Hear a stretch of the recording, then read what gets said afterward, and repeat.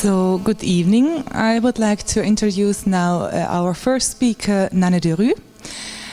He's one of the founding partners of Powerhouse Company and runs the office together with Charles Bessard since 2005, based in Rotterdam, Copenhagen and Beijing. Next to his practice, he is director of the Berlage, now in Delft since 2013. And his work has been commended with a number of awards, such as the Rotterdam Maaskant Prize for Young Architects, the NIE AM Award, and the Dutch Design Award. Nanne, thank you again for coming, and we are looking forward for your lecture. It's a real pleasure to be back here in Innsbruck. I was here last year and witnessed some of the graduation works, which was really a pleasure. I also had the pleasure to see some of the debates with Stefano and the other professors. It was spectacular. No, but it was really nice, and of course it's also very nice to be back with my good friend Bart, who was my teacher when I was studying at the Berlage. It's always nice to see him again. And also to see Martin again, so I feel very welcomed here in Innsbruck. I will show some of our work today. Maybe to give you a bit of background about our company. Actually, we founded a company 10 years ago, and we called it Powerhouse Company. Because we were having the ambition to create a company that really would work like a powerhouse, like a kind of group of very ambitious people that would try to achieve a kind of maximum quality in every project that we would undertake. And company because we want to do it, let's say, as a kind of gang or a kind of crew of ambitious people. And then you see the logo, which we had a Russian client who asked us, why do you have two monkeys as a logo? But actually it's a French rooster and a Dutch Leo, because my partner Charles, with who I founded the company, is French, and I'm Dutch, so this kind of heraldic emblem that underlines our kind of joint effort. And we met when we were studying at the Berlage. Here you see a picture of Charles. Listening closely to Winnie and Winnie Maas and Wiel Arets discussing, I think, 3D agriculture. So it's funny that we met actually at the Berlage, where we studied together.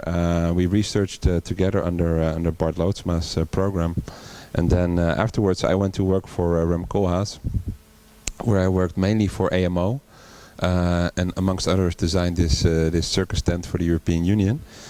And at the same time, Charles was actually working for Jean Nouvel, designing and working on the construction site, managing the construction site of the opera in Copenhagen. And then Charles married a woman from Copenhagen, and he wanted to stay there. And I wanted to stay in Rotterdam, while we actually also wanted to make an office. And that's how we started actually collaborating in Rotterdam and Copenhagen.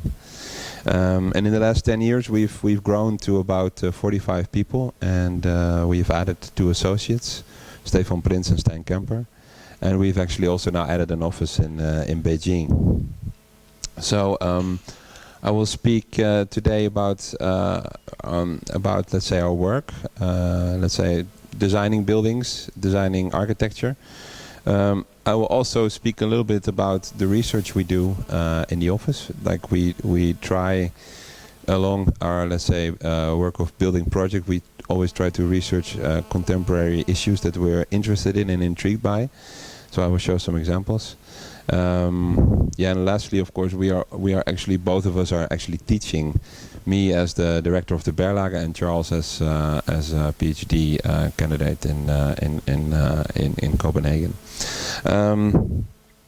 This is just a drawing I wanted to show you. It's a drawing we made when we were together in China once, and it actually shows me and Charles as 2 monks standing on the back of the Chinese turtle dragon.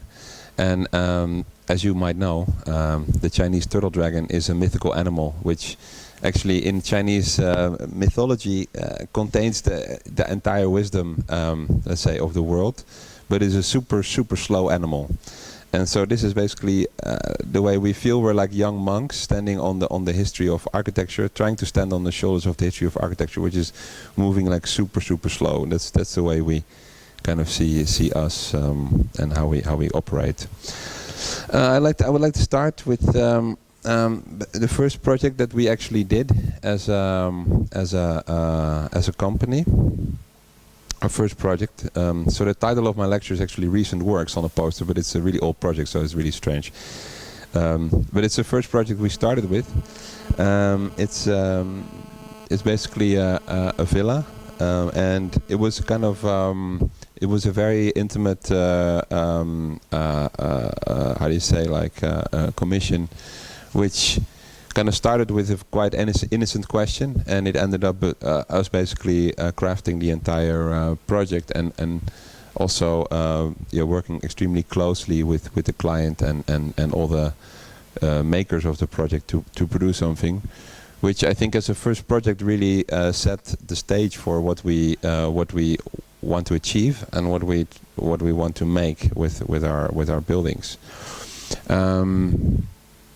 So as a kind of first project, it contains a lot of the elements that we like about architecture. So it's about integration of architecture into nature, but it's also about integration of technical constraints into design. The whole project started with a very simple question: how can we build a house on a plot which is in the forest, and you are not allowed to build higher than 3 meters. And you're also not allowed to build more than 250 square meter footprint. And the client wanted to build a house of 500 square meters. And what we said is, okay, why don't you build half of the house underground, and then on the ground floor we will make all the daylight functions, and in the basement we will make all the nighttime functions. And that was for a client a kind of an eye-opener, like, well, could you do that? And well, in that case it would be cool. He said, like, well, then it would be cool to make a house which would be totally open on the ground floor. So we started with the idea to then organize the main living functions around the sun. So we have the study on the north, we have the kitchen on the east, south, west. So you have the sun all day, and then you have the living room on the south.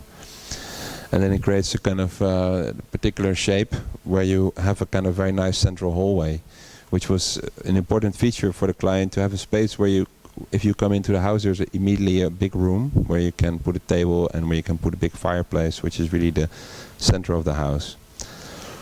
So we developed that into this plan where we, on the ground floor, really try to extrematize the openness of the facade and kind of make 3 cores that are each of them are really producing the spaces around it. So there's no doors, closing of the rooms, but you have here a wooden staircase which makes two rooms, like the study, a big study and a small study. So a small study for the lady of the house, which is really more confined, and a larger one which is really more open.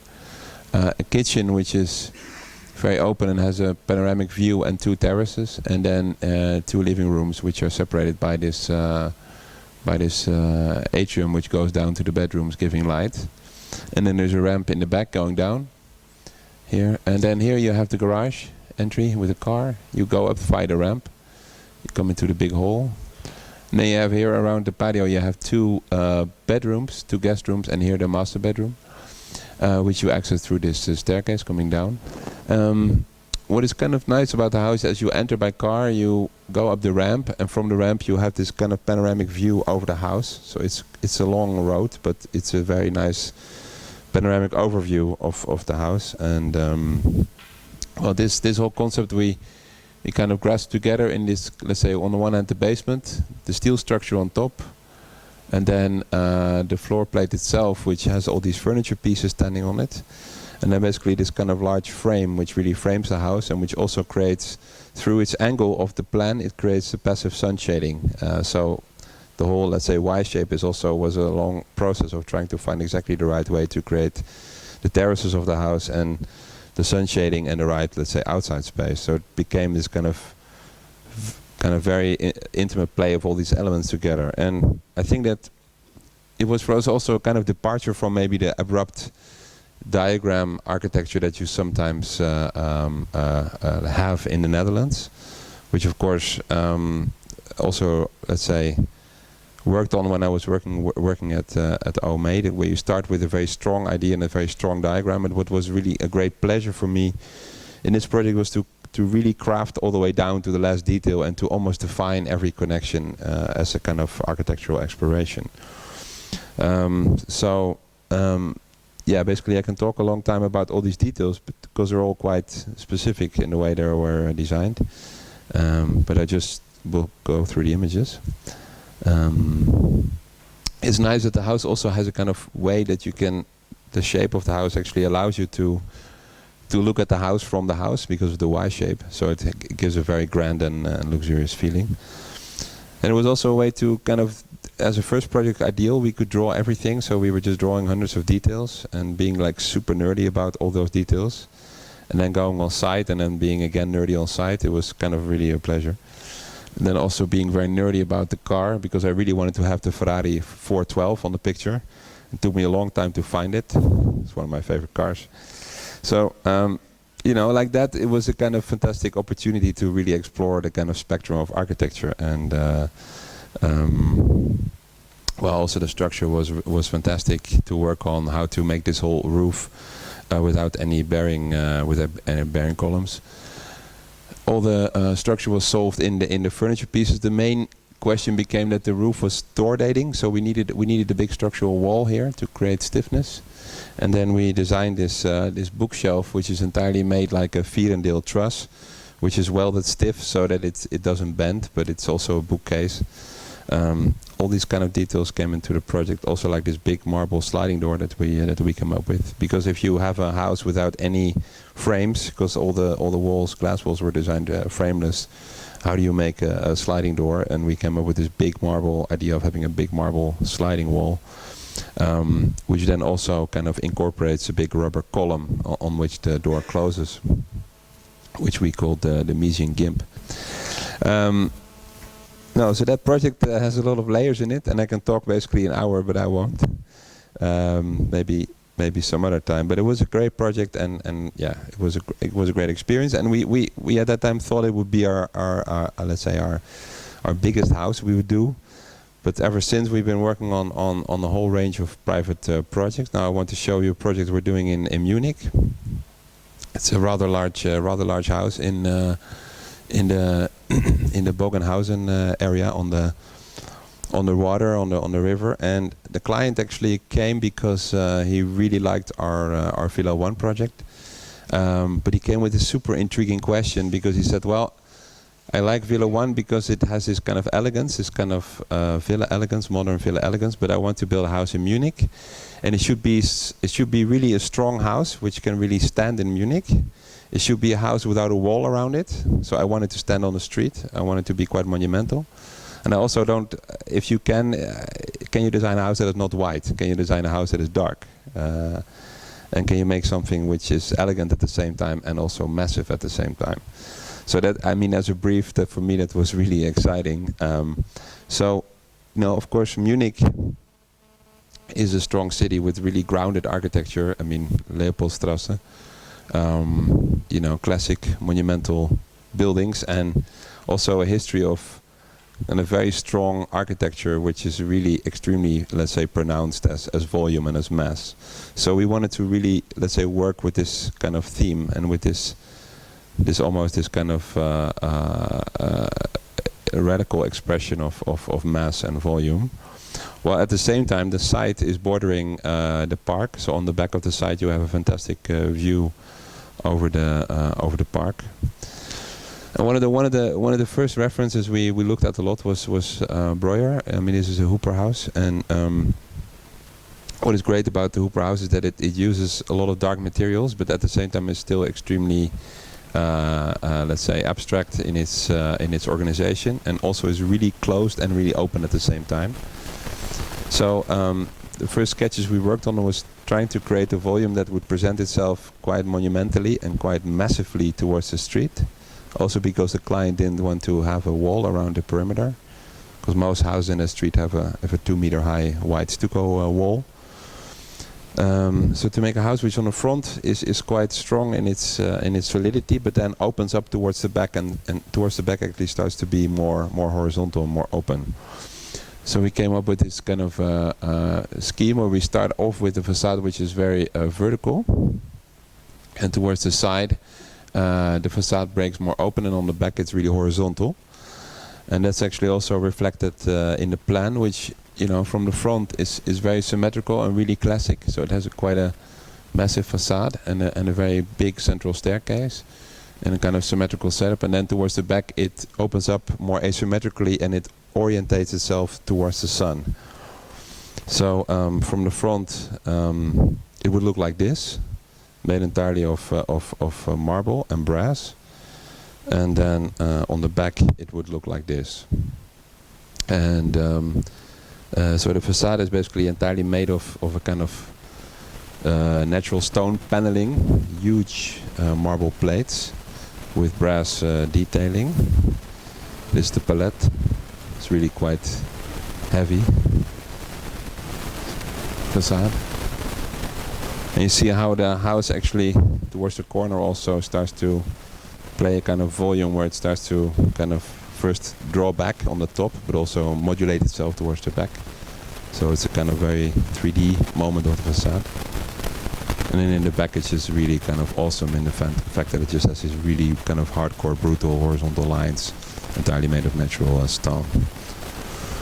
So we're almost done building this. I mean, it's been a really quite heavy construction process because it's a really extensive project, but it was also for us a great experience to work with German contractors, and also to work really as a central kind of figure on the Baustelle, you know, which is a great it's a great project, and we're very, let's say, proud of it. And for me it's also a very interesting exploration after, let's say, the Villa 1 project, which is quite light and playful, to do something which is more heavy and solid.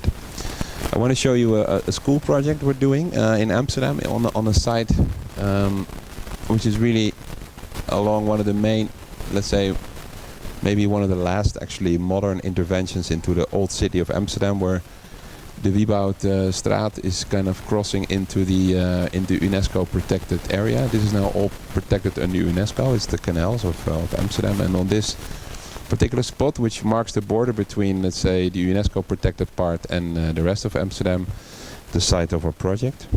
And it's actually a campus. They're building a big campus there, and we are going to build. Oh, yeah, here it is. This is the site. So here you have the old city of Amsterdam. Here you have the Amstel. Here you have the street of Wieboud. And here you see there's an empty spot where they're building now a big campus for the university. And here is actually our site. So it's really on a kind of interesting position. It's a kind of weird shaped site next to these two buildings, next to the road and next to the canal. And it's next to this building, which for a long time was seen as a kind of fascist monumentalist building, but I think in the last 2 decades has been really kind of reappreciated as a kind of very strong urban architecture. So everybody in Amsterdam really loves this building. And you see that's the building right there. But that building, and here you see the site as indicated by the client. And it's also next to this building, which is a building which is designed. This building is a building which is designed in the late 50s, early 60s by a student and apprentice of this architect. And this is a building that everybody hates. So everybody hates this white building, and everybody loves this building. And our building was supposed to kind of be positioned in front. And the client actually in the competition gave this as this idea. They said, okay, we want to make a building which is positioned right in front of the building that everybody hates. It should be about this size. We want to have an atrium to connect all the floors and to have some sort of communication, because they wanted students to interact more. So they said, please make an atrium in the middle. But we thought it was really strange that on the one hand you create a super small atrium, which really is nothing more than a kind of light well, but also that you create this awkward street in between the new building and the building that everybody hates. I mean, it will be a street of about 6 meters wide and 30 meters high on the north, you know, so it will have no quality. And basically we did a risky thing, which we normally never do, but in this case we basically decided to go outside of our plot and to make 2 very simple volumes that would stretch up and then use the existing building that nobody really likes as a kind of new wall as part of a larger atrium. So it basically create a new building which would join together the old building and the new building and create kind of a harmony between the two. So you see the higher volume along the street, also with a big setback. So the view on the old building that everybody likes is kind of kept on the Koonsdam house, and the lower volume which goes together with the building that nobody really likes. And here you see it from the street. So it creates a setback and it creates its own kind of plaza in front, using also this side wall and making sure that you can always keep on seeing the particular volume of that building. Also creating a kind of a sky lobby which relates to the terraces of this volume. And then on the inside there's a big atrium which is spanned up between the old building and the new building. And we're now actually starting construction. And it's been a great process also because it's a technical school, so it was a lot of let's say possibilities for trying to experiment with certain ideas. So one of the things in the building is that all the installations are visible and all the building components are interchangeable. So the elevators can be taken out very easily. The facade is also interchangeable, and we developed this prefabricated facade system which is customizable, so relatively easy to customize the facade system. You know, it's interesting enough, a lot of the knowledge we learned also in our villa projects then comes back to the way we can craft these kind of natural stone facades for the school. Something entirely else is that we worked on this kind of quite bizarre project for a boat. It was one of the clients came to us and said, like, would you know any good boat designers? And then we said, yeah, of course, like, you're looking at them, you know, which was of course pure bluff. But then he said, yeah, well, give it a try. And interesting enough, we worked for quite a while on designing this boat. The idea was that it's a boat company that has been around for a long time and really wanted to like, let's say, refresh the entire idea of how you would craft the boat and how you would experience the boat.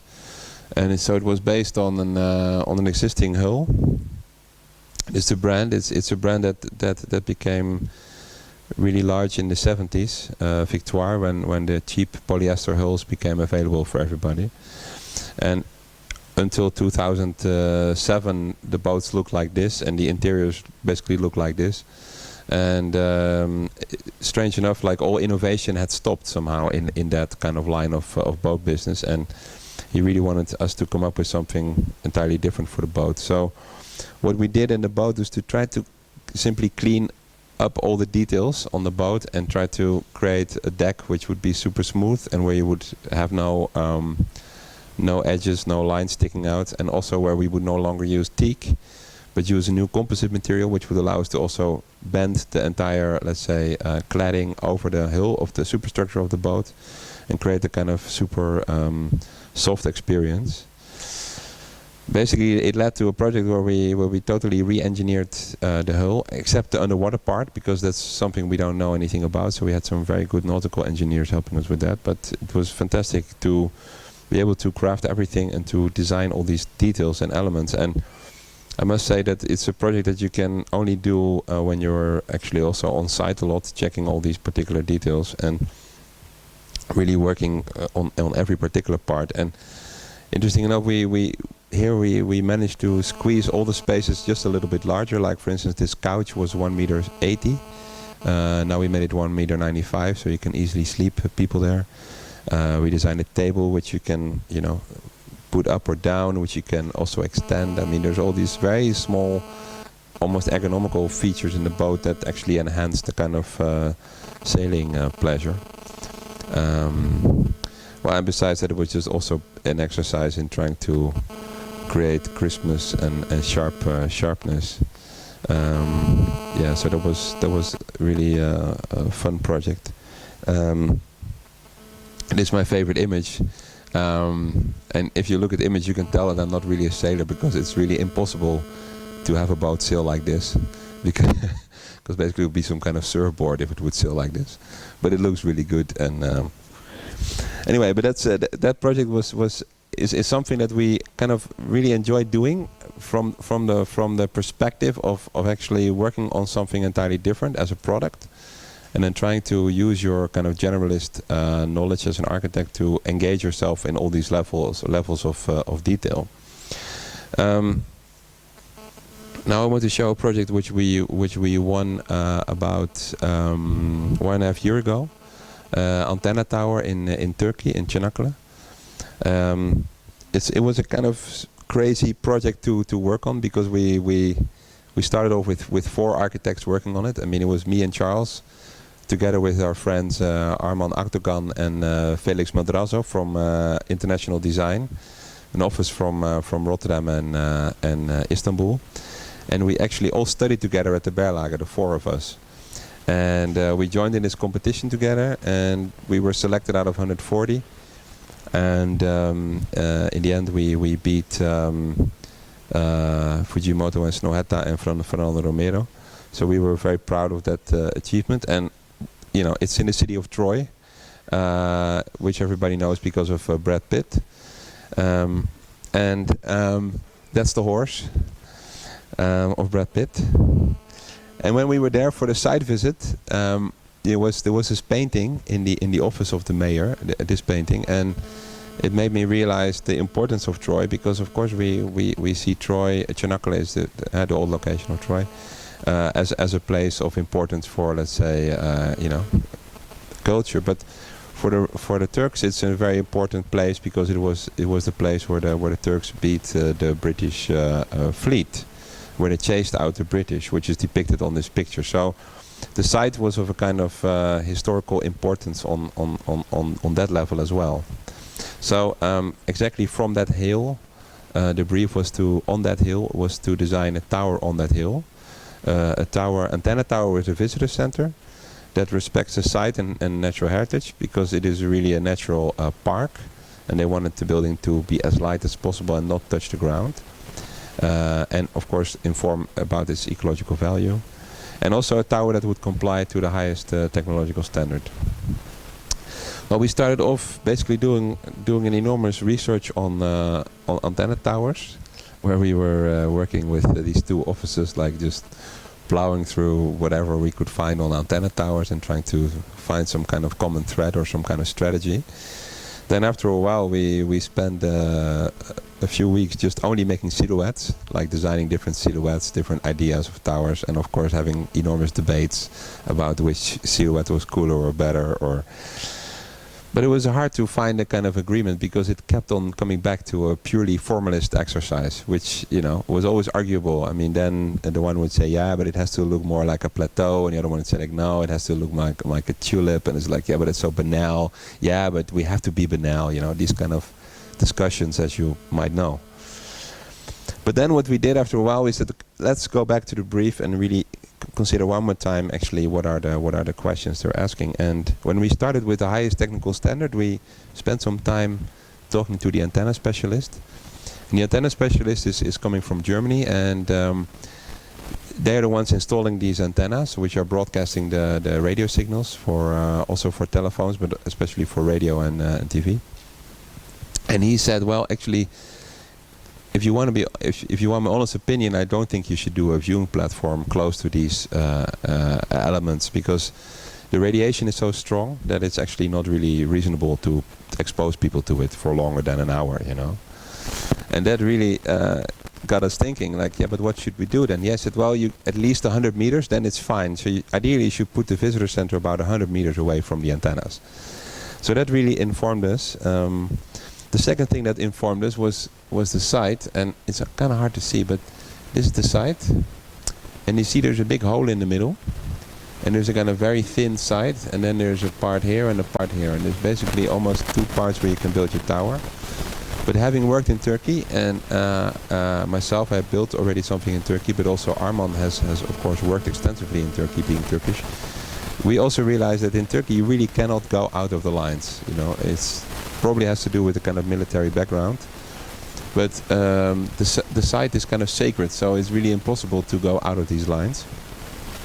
And when we thought of that, we thought, what is the place where we can position the tower?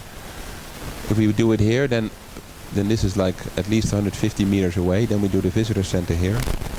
And then we started to actually come up with this idea of creating this this kind of very awkward looking loop, because this would be the shape of a loop you could do on the side, because we have to keep this area free. This will be a forest. They want to keep it a forest. Then we came up with this idea to basically make a big loop which would culminate in the antenna tower and then kind of bend back down and make this kind of big loop, which in itself would create a kind of a possibility to create a kind of route that would start on the top of the hill and like a kind of bridge would then kind of take you through the trees and kind of, you know, slightly start to go over the trees, and you would start to see the entire forest, and then you would be soaring here, have a big view, and have here information and visitor center as far away as possible from the antenna tower. So it started as a very pragmatic way to go about and to avoid our formalist kind of fight, and it ended up actually creating an image which in itself is quite beautiful and bizarre, and as my 8-year-old son said, looking like a Hot Wheel track. Because it's made entirely of corten steel, because you know Troy is also one of the places, Çanakkale, where you have one of the biggest shipyards in Turkey. Another thing also we know from Turkey is that there's earthquakes, so you don't want to build in glass, you don't want to build in stone, you really want to build in steel. So it would be actually a perfect monolithic kind of quite heavy building entirely made of corten steel, like a big loop. And that in itself could be a theme that would, you know, allow you to have the loop touching the ground, so you can actually enter it.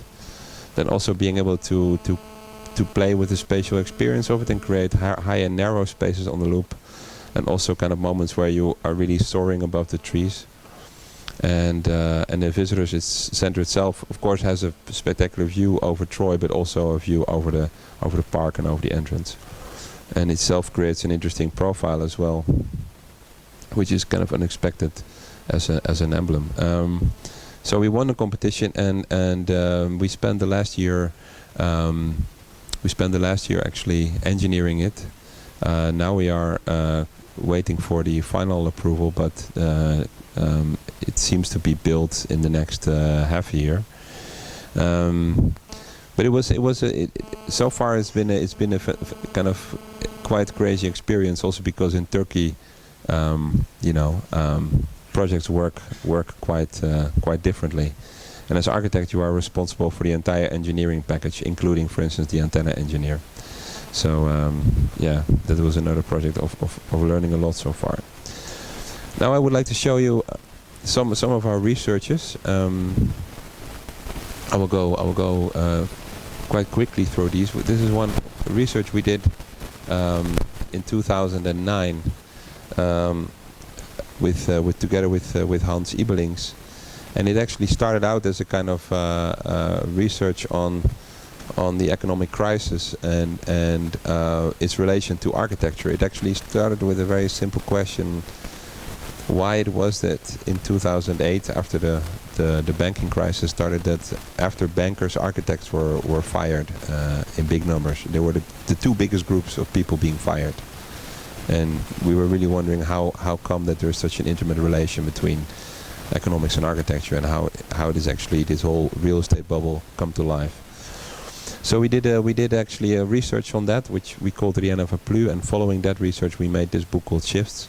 And in that book we describe basically a larger shift that's happening at the moment, where the world is shifting from kind of Western-centered cultural and economical playfield to a more Eastern-centered or multi-centered cultural and economical playfield.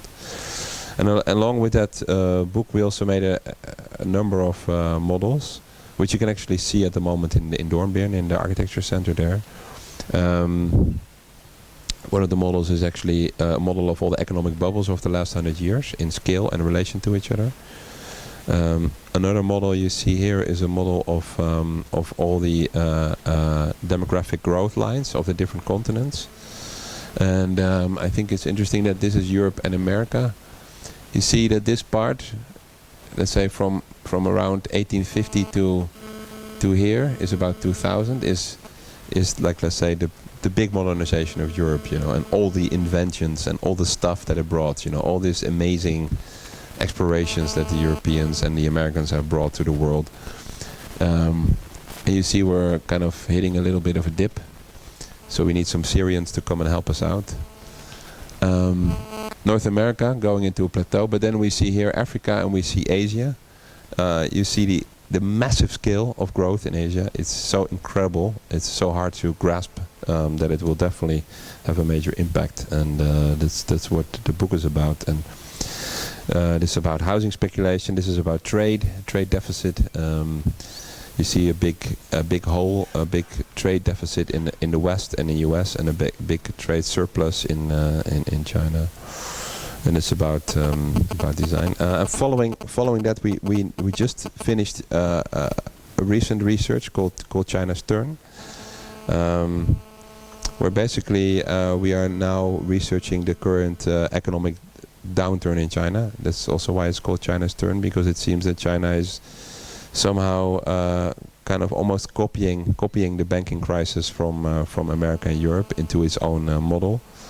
It started last year with a kind of strange remark of the president that he didn't want any more weird architecture, which was immediately, let's say, somehow connected to Remco CCTV, even though it was never directly mentioned, but always like, yeah, but CCTV is a strange building. But I mean, in China there's many very strange buildings that are all empty and total bizarre result of over-speculation of real estate, and it has really created some profound effects on the economy there. So we recently made a reader, China's Turn, which will become available online in the coming weeks. And in that reader we selected a whole range of articles from Chinese and American scholars that are all describing the kind of relation of real estate and architecture. Alongside with that reader, we also made a whole range of models, and we collaborated with a filmmaker to make a fantastic film about the vacancy in China. But it's interesting that most people think of China as a kind of manufacturing country, but it's kind of a really big part of the economy of China is actually real estate driven. 25%, and it's also the country which has been urbanizing by far the fastest as any other country ever in the world. It's been you see in this model, these are different graphs of urbanization, and China is the steepest one and the longest one. So they've been going very steady in a very high speed. And I think it's interesting to see that in the last 8 years until the banking crisis, this was always done with a relative, let's say, autonomous economy that would simply grow out of itself, of being a big production house for the world. But after the crisis and the economy in the world started to weaken, the Chinese government actually increased its own debt and started to increase its debt to the current level, which is really super high. You see almost twice as high as it was in 2007, to keep on pushing that real estate engine. What it also did, and that's what we show here, is that it also, here you see the line of increase of the debt of the government. This is the increase of the debt of the people, because it started to increase the possibilities for people to get a mortgage on their houses. So the Chinese people in the last 5 years have started to massively increase speculation with real estate. Started to buy 2 houses, 3 houses in order to speculate more and more with houses. Really almost like the subprime mortgage crisis in America. And it created in itself also a very asymmetrical country wherein this is housing values. cities like Beijing and Shanghai, the housing prices are sometimes 10 or 20-fold as they would be in the poorer cities in the region. So there's a huge gap between the rich and the poor. And also the rapid modernization is also kind of at a bizarre pace eradicating the countryside. So it's kind of hard to imagine, but 1/3 of the villages in China is at the moment being demolished and being emptied. It creates a very kind of bizarre moment in time. And then lastly, there's a big challenge for China that has to do with demographics. As they started out in the 1950s with a kind of real classic population pyramid of a developing country, having a real pyramid.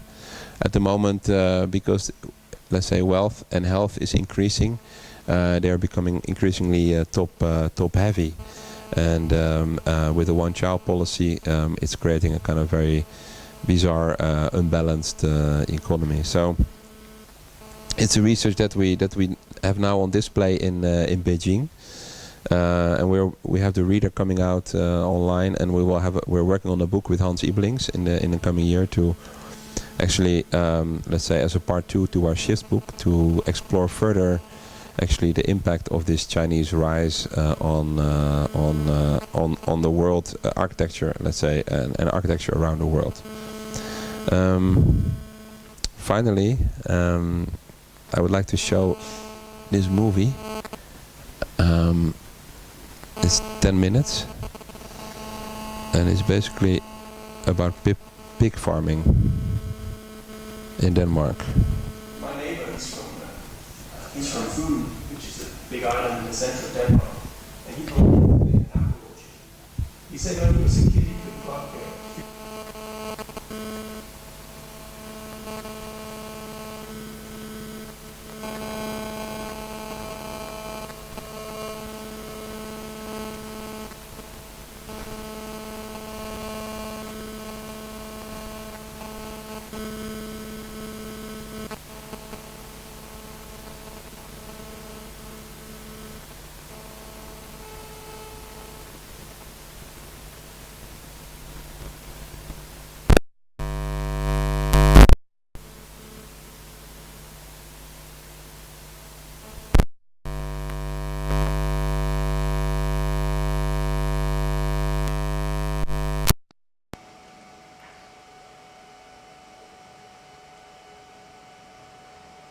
What happened to the countryside?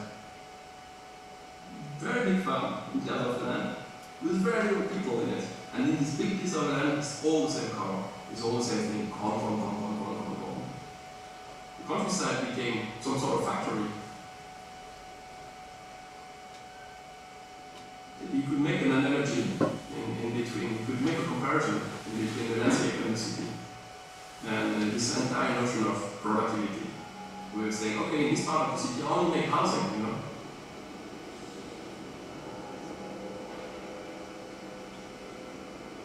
And the housing should be in a line, so I can put a frame and then build it in one go. It was really incredibly efficient.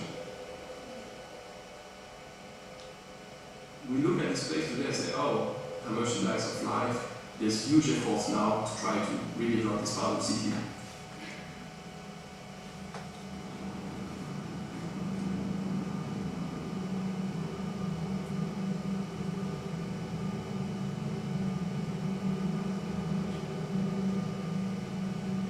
Why can't we imagine the same for the countryside?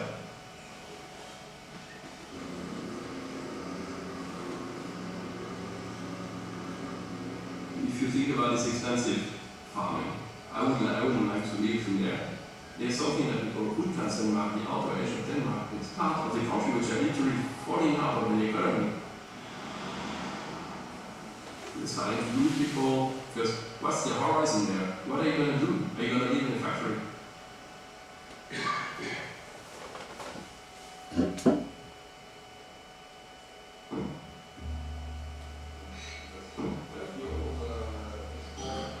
We were quite shocked about some of the discoveries here. We discovered that 62% of the land area of Denmark is used today for agriculture. 40% most of this land area is used for crops to feed the pig industry. But 90% of these pigs are exported outside Denmark. I mean, this is the biggest, I mean, Denmark is the biggest exporter of pigs in the world.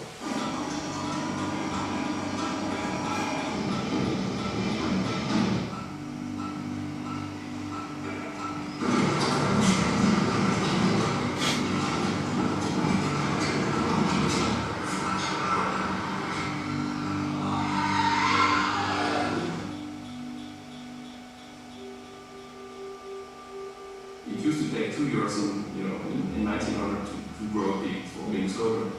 Today it takes 1.5 months. You say 6 or 7 times faster. Imagine if we would sort of gain so much more weight in so much less time. It's almost grotesque. It's very grotesque. But also it grows with more tits and more ribs, and it will be able to give birth to more kids than it can actually feed itself. So when 18 come out, and there's only 14 teeth, it's not rocket science, 4 of them die.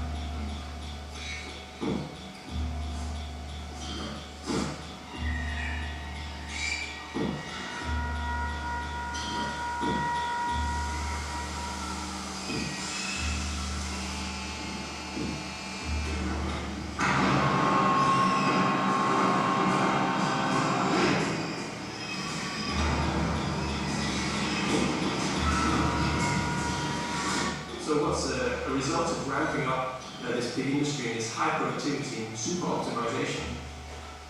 If we take the environmental cost, this is on the increase. The CO2 it needs to transport and export these foodstuffs all over the world is phenomenal. Do we really want to keep fueling this if what we're left with is a Danish landscape kind of devoid of variety, devoid of diversity?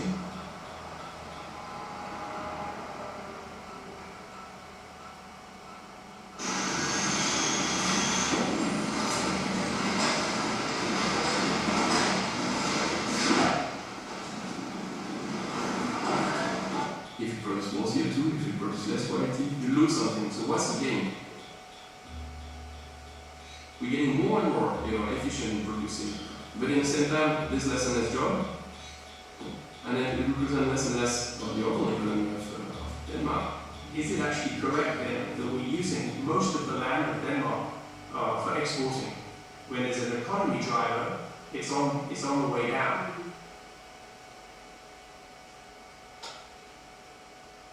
I was recently in Bornholm and heard there of a farmer who inherited his pig farm from his father. And when he took it on, the farm had thousands of pigs. And he thought, well, okay, I'm going to downscale and let them roam the forest.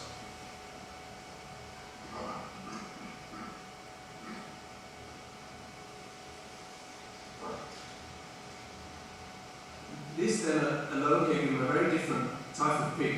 A pig which took longer to get to the 90 kilos, but its qualities highly increased.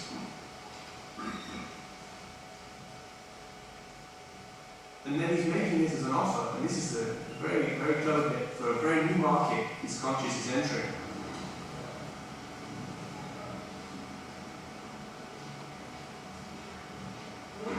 Where he can ask, do you want to put this on the menu and tell the customers about exactly how this pig is raised? What kind of taste do you want? But here's the interesting part. In the old model, based on high quantities, the farmer needed to produce thousands of pigs per year because his profit margin is only 1 krone per kilo. But in the new model, based on high quality, the consumer pays a bit more, but the farmer increases his profit margin dramatically. So to achieve the same profit, you can have a lot fewer pigs using much less land area. And then this is where the larger map comes into play. What then would happen if we keep that money coming in, not by making the amount of pigs we make now, but changing the quality? We have a flat economy. So right now we don't see growth. In this project, it's actually looking at the alternative to quantitative growth. why don't we get much more out of what we have here? We say we can achieve a good economy by selling less big of high quality. This means we release a serious amount of square meters. We can then decide what we want to grow on this land.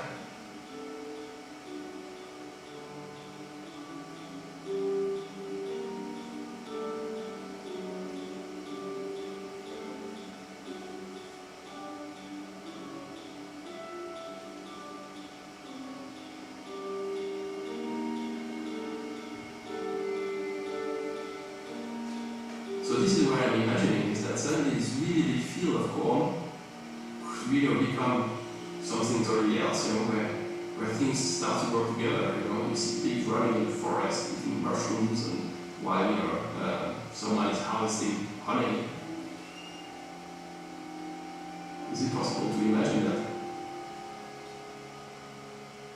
It's a bit romantic, but, well, why shouldn't we be romantic, that's also... maybe it's time for that, to be a bit more emotional about many things. But no is not romantic in the sense that we're really looking into real figures. The dispensable income in the 50s is of course much lower. We see very little difference on the amount spent on food, but our income has increased 3 times. What do we do with that money? On the one hand, food didn't really increase much. And then on top of that, a big part of this 3 times more money we get, we also use it for comfort, for things that, computers, music, traveling. Maybe in that sense you could say food became less and less relevant.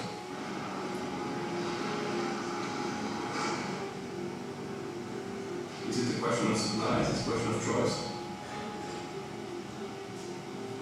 Is it a question of culture?